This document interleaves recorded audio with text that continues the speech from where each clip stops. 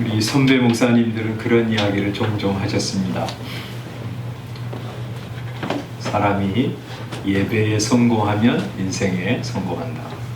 예배에 실패하면 인생에 실패한다. 그런 이야기를 하셨습니다. 저는 그 말이 맞다고 생각합니다. 사람이 예배를 잘 드리면, 예배에 성공하면 그 사람 자체가, 그 인생 자체가 성공입니다. 예배를 실패하면 세상적으로는 잘 될지 몰라도 그 인생은 하나님이 인정하시는 인생이 아닙니다. 그리고 그 인생에는 온갖 문제들이 다 따르게 되어 있지요.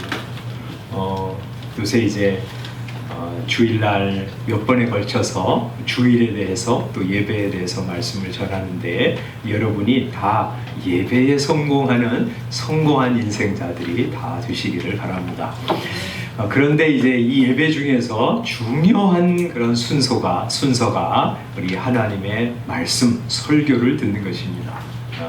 그래서 우리 이 개신교회의 예배의 중심에는 하나님의 말씀을 선포하는 이 설교 순서가 있습니다. 그죠? 우리 로마 캐토릭은 다릅니다.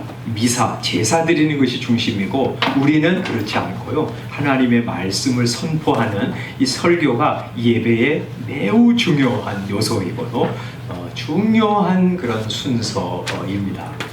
예배에 설교가 없으면 그것이 예배가 아니라고 말할 만큼 이 설교 순서는 매우 중요합니다.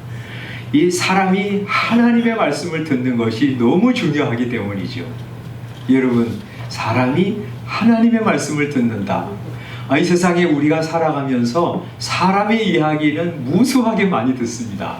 그러나 하나님의 음성, 하나님의 말씀을 듣는다는 것은요, 우리가 상상하는 것 이상으로 대단한 일입니다. 그죠? 이 성경을 통해서, 또 우리 설교를 통해서 우리 하나님이 이 모든 우주와 세상의 주인이라고 하는 것을 하나님 자신이 드러내시는 거예요. 그래서 우리가 가야 할 자리가 어디인가를 다시 한번 확인하고 그 자리로 가게 만드시는 것이고요. 또 하나님의 말씀은요, 우리 인생이 어디서 와서 어디로 가는지를 알려주시는 말씀이죠. 그죠?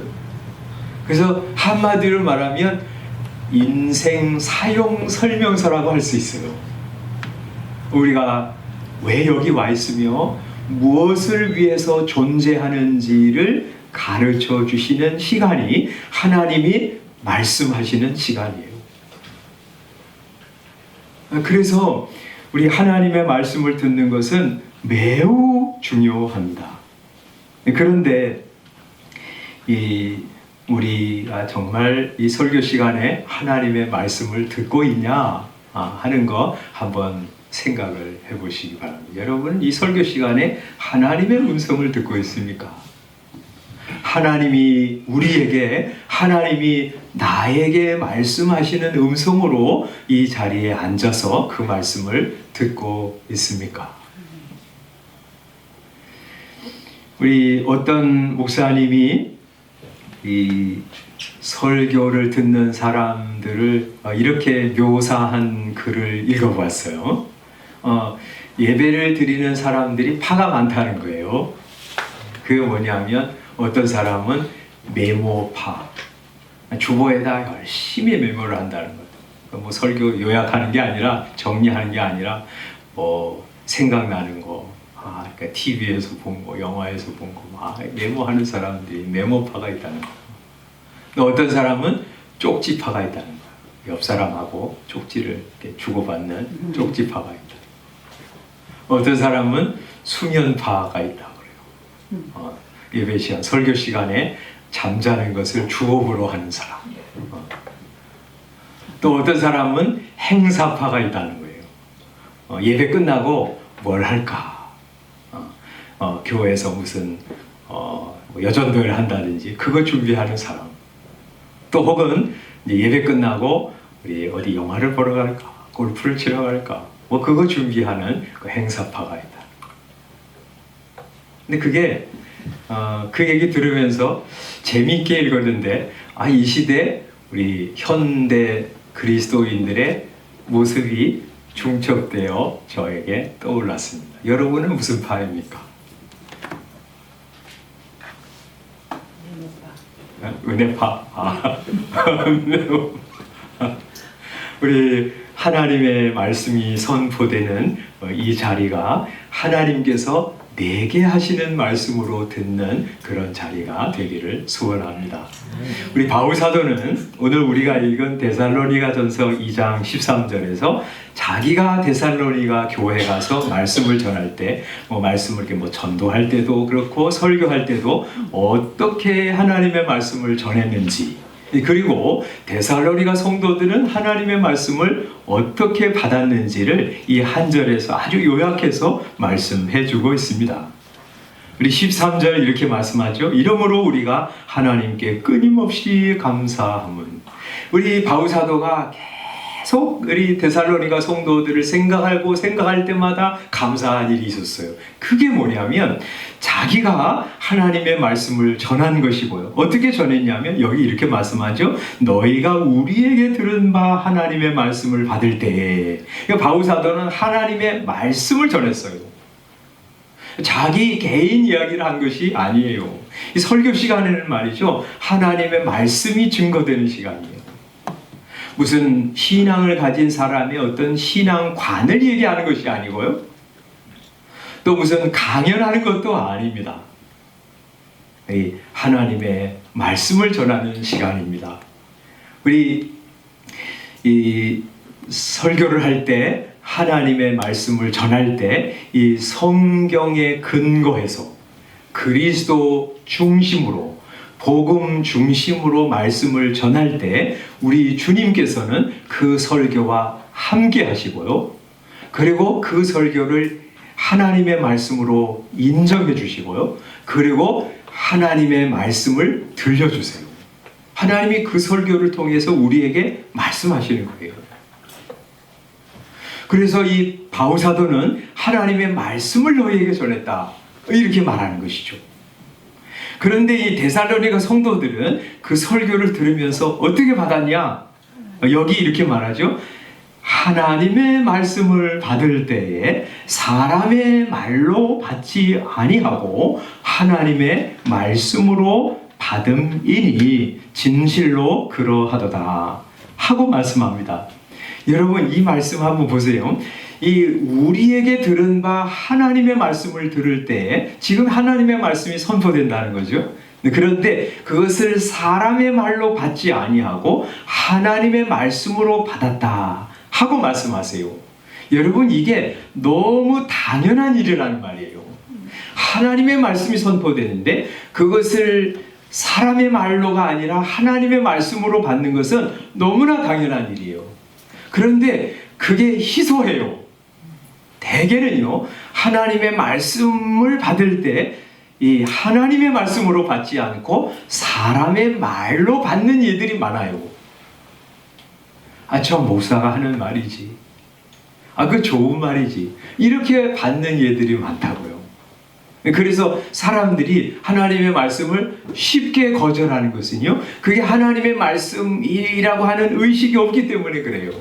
내가 거절해도 되는 말씀이라고 생각하기 때문이죠. 그렇죠. 우리가 강연에 가면 그렇잖아요. 강연에 가서 세미나 듣고 그럴 때, 아주 좋은 이야기를 들으면, 좋구나, 저대로 한번 해보면 좋겠다, 그렇게 이제 생각을 하면서 받아들이잖아요. 어떤 건 이제 택도 없는 소리, 그리고 거절해버리잖아요. 왜 그래요? 그건 사람의 말이기 때문에 그래요. 내가 취사 선택할 수 있는 것이죠. 그러나 하나님의 말씀이 선포되면 그게요, 하나님께서 성경적으로 그리스도와 복음 중심적으로 말씀이 선포되면 그것을 하나님의 말씀으로 받는 거예요. 그렇게 하는 것이 정당하다는 말이에요. 당연하다는 말이죠. 도리어 하나님의 말씀이 선포될 때 사람의 말로 받는 것이 비정상적이고 바람직하지 않은, 정당하지 않는 방식의 청지 태도라는 것이죠. 그래서 우리 이 데살로니가 성도들이 하나님의 말씀으로 받을 때 그 말씀을 받는 자세를 보면서 바울 사도는 끊임없이 감사하는 거예요. 아, 정말 잘했다. 하나님이 놀라운 일을 이루셨구나 하고 감사하는 것이죠. 그리고 그 말씀을 그렇게 받을 때 그 말씀이 그 사람 속에 들어가 그 사람 속에서 역사하는 거예요. 그래서 뭐라 그래요? 13절 뒤에 보면 이 말씀이 또한 너희 믿는 자 가운데서 역사하느니라 하고 말씀하세요. 이게요, 성도가 하나님의 말씀을 받는 자세예요. 사도행전 10장에 보면 하나님의 말씀을 잘 받는 그런 성도의 모습 하나를 실례로 들어주고 있는데, 고넬료라고 하는 이 로마 백부장의 자세였어요. 이 고넬료라고 하는 사람이 하나님을 경외하는 사람이었는데, 어느 날 기도하다가 베드로라는 사람을, 사도를 청해서 말씀을 들으라고 하시는 성령님의 가르침을 받았어요. 그래서 사람들을 보냈습니다. 자기 하인을 보내가지고 베드로를 자기 집으로 초청합니다. 베드로가 그 이야기를 듣고 이 고넬료 집으로 왔습니다. 올 때 이 고넬료가 말이죠, 온 가족들과 친척과 가까운 친구들을 모아 기다립니다. 사도행전 10장 24절입니다. 그렇게 기다리다가 25절에 보면 베드로가 들어올 때에 고넬료가 어떻게 맞이하냐면 그를 맞아서 발 앞에 엎드려 절합니다. 어서 오십시오 하고 절을 합니다. 여러분, 이 고넬료라고 하는 사람은 어떤 사람이냐면요, 로마의 백부장이에요. 로마가 지금 이 이스라엘을 다스리고 있는 그런 나라잖아요. 지배 민족이에요. 게다가 백부장이면요, 이 장교예요. 100명 정도를 거느리는 중급 장교죠. 그 당시에 대단한 권력이 있었어요. 자기 나라에서도 백부장은 굉장한 사람인데, 피지배 민족에게 백부장은 얼마나 강력한 권세를 가지고 있어요. 그런데 베드로를 초청한 거예요. 베드로는 아무것도 아니에요. 그죠? 근데 예수님 따라다니는 한 어부였다가 예수님 사도가 된 한 사람에 불과해요. 그런데 그 사람 초청해가지고 들어오는데 이 백부장이 그 앞에, 발 앞에 엎드려서 그를 영접합니다. 베드로가 아닙니다. 나도 당신과 똑같은 사람입니다 하고 그를 일으켰어요. 그리고 이제 모인 사람들과 고넬료를 향해서 우리 베드로가 말씀을 전하기 시작하는데, 이 고넬료가 어떤 자세로 하나님의 말씀을 들었냐면, 베드로의 설교를 들었냐면 이렇게 말하고 있습니다. 33절입니다. 한번 읽어보겠습니다. 시작. 내가 곧 당신에게 사람을 보내었는데 오셨으니 잘하였나이다. 이제 우리는 주께서 당신에게 명하신 모든 것을 듣고자 하여 다 하나님 앞에 있나이다.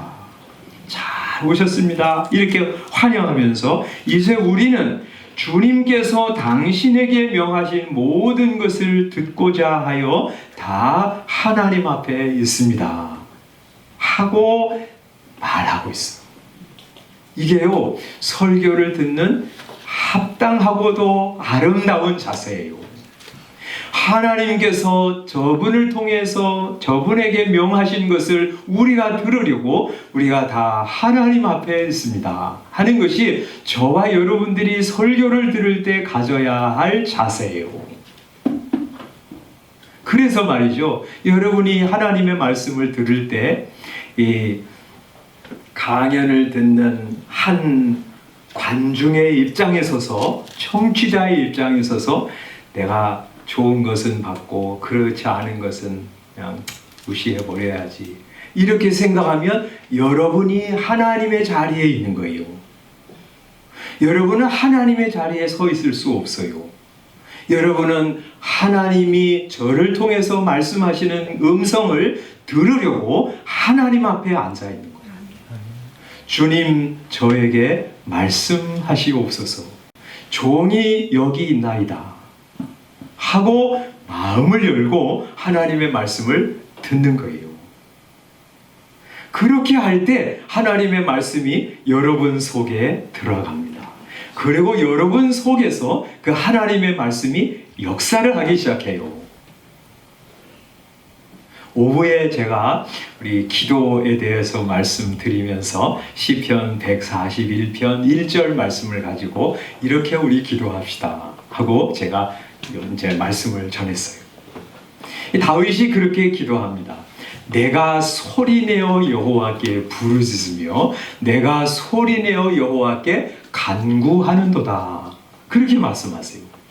저는 이제 이번 이제 오후에 쭉 기도에 대해서 이제 시작하면서 우리 기도를 이렇게 합시다. 그래서 소리 내어서 기도를 합시다 하고 말씀을 드렸어요. 왜 그러냐면 정말 영성이 뛰어난 사람은 뭐 묵상으로도 많이 기도해요. 하나님과 깊은 교제 속으로 들어가는 사람들이 있어요. 그러나 우리 대다수는 그렇지 않아요. 그래서 이제 묵상으로 기도하다 보면 뭐 해요? 잠이 와요. 졸려요. 그리고 산지사방으로 생각들이 돌아다닙니다. 뭐 이거 할 얘기, 뭐 애들 생각, 이렇게 돌아다니다 어느새 보면 기도는 시작했는데 생각이 막 다니는 것을 보게 돼요. 그런 경험 많잖아요. 그래서 이 소리를 내어서 기도하는 거 참 중요해요. 그래서 이 다윗이 그렇게 기도하는 거예요. 내가 이 소리내어 여호와께 부르짖으며 소리내어 여호와께 간구하는도다 하고 말씀하세요. 시편 3편에서는 뭐라 그러냐면 내가 나의 목소리로 여호와께 부르짖으니 그의 성산에서 응답하시는도다 하고 말씀합니다. 그건 자기 음성으로 자기 목소리로 하나님 앞에 기도할 때 그게 기도가 하나님 앞에 상달되고요. 하나님이 성산에서 응답하신다고 말씀하세요. 그래서 이제 처음 기도에 대해서 우리 이제 말씀을 살펴보면서 우리 소리 내어서 기도합시다 하고 말씀드렸어요. 그런데 어떤 분은 그걸 받아요. 그래, 소리 내어서 기도해야지. 내가 묵상으로 기도하다 보니까 기도가 잘 안 되고 자꾸 딴 생각을 하게 되니까 안 되겠다. 기도해야지. 그래, 저 목사님을 통해서 하시는 말씀 내가 듣고 소리 내어서 기도해야 되겠다 하고 어떤 성도님이 그렇게 기도를 해요. 그게 어떻게 받은 거예요? 하나님이 내게 하시는 말씀으로 받은 거예요. 그런데 어떤 사람은 그런 말씀을 전해도 그러고 말아요. 그러면 하나님의 말씀으로 안 받는 거고요. 그러면 그 하나님의 말씀이 그 성도 속에 들어가서 역사를 하지 못하는 거예요. 여러분들 하나님의 말씀을 받을 때, 설교를 들을 때 하나님이 하시는 말씀으로 받는 거예요. 그리고 거기에 내 마음을 얹어서 그대로 믿고 그대로 따라가는 거예요. 그러면 하나님의 말씀이 여러분의 생애를 변화시켜요. 여러분의 습관을 변화시킵니다. 여러분을 영적으로 성장하게 만들어요.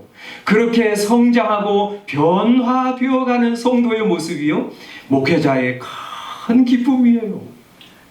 바울사도가 그러잖아요. 내가 하나님께 끊임없이 감사함은 너희가 하나님의 말씀을 받을 때 사람의 말로 받지 아니하고 하나님의 말씀으로 받음이니 진실로 그러하도다. 그거 보면서 바울사도의 사도가 기쁨이 충만한 거예요. 아주 데살로니가 성도들 생각할 때마다 미소가 지어지는 거예요. 참 좋은 거예요. 왜 우리가 신앙생활 10년, 20년, 30년 했는데 생각도 바뀌지 않고 습관도 바뀌지 않고 삶의 목적이 왜 바뀌지 않습니까? 하나님의 말씀으로 듣지 않기 때문이 아닌가요?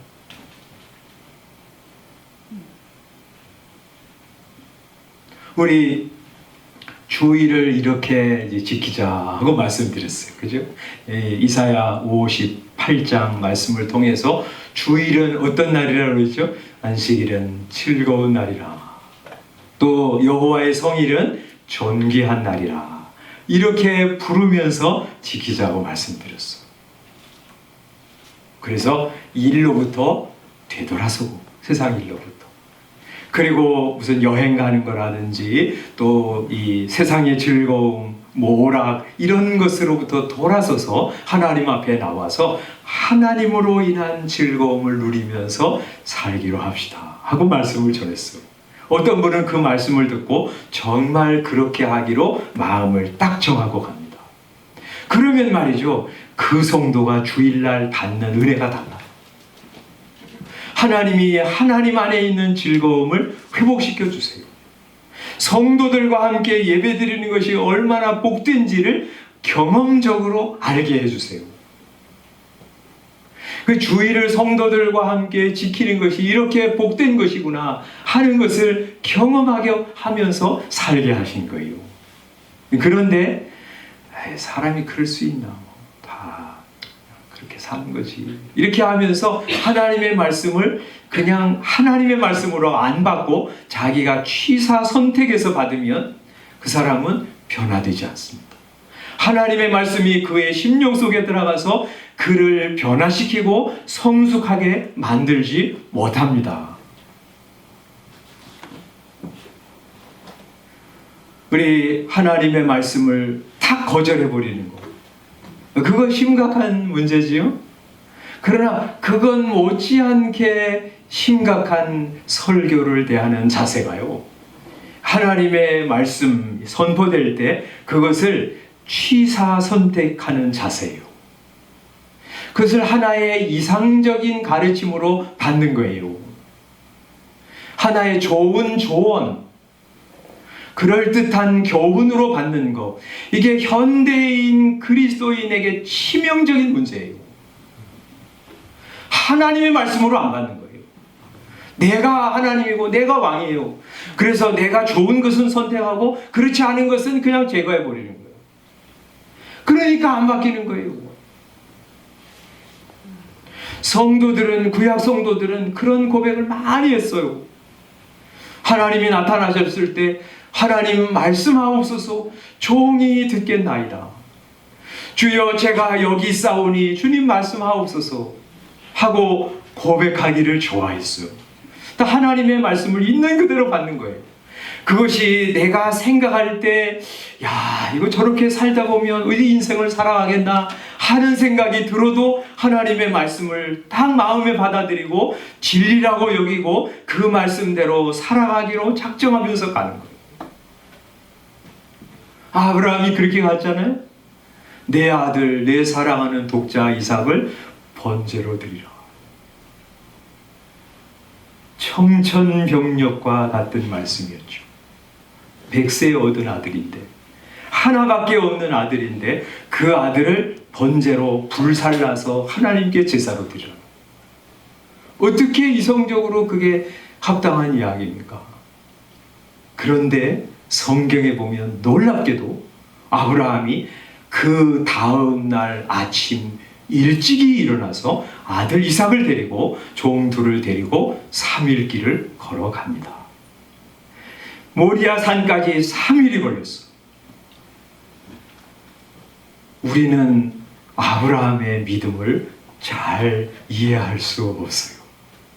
그런데 그는 하나님의 말씀을 그대로 받아들였어요. 이미 받은 말씀과 그리고 후에 받은 말씀을 동시에 하나님의 내게 주시는 말씀으로 받았어. 그리고 그걸 가지고 조합하고 조화시켰어. 그래, 하나님이 바치라고 하니까 나는 바치러 간다. 그런데 하나님께서 내 자손을 하늘의 별처럼 많게 해주실 것이라고 하나님이 분명히 약속하셨다. 그러면 하나님이 어떻게 하실 것인가? 내가 죽이면 하나님이 살리실 것이다 하고 가는 거예요. 하나님의 말씀이 떨어지면 그 말씀이 우리의 이성에 안 맞는 것 같아도 그 말씀을 믿고 가면 그 말씀이 내 생애 가운데, 우리 가정 가운데 그대로 이루어지는 거예요. 세상 말은 말이죠, 그럴듯한데 그 말씀대로 순종해 가면 되지 않아요. 그러나 하나님의 말씀은 안 되는 것 같은데, 그렇게 가면 망하는 것 같은데, 길이 없는 것 같은데 그 말씀을 믿고 가면 하나님의 영광이 드러나고 그걸 통해서 놀라운 일이 일어나고 내게는 굉장한 복이 찾아오는 거예요.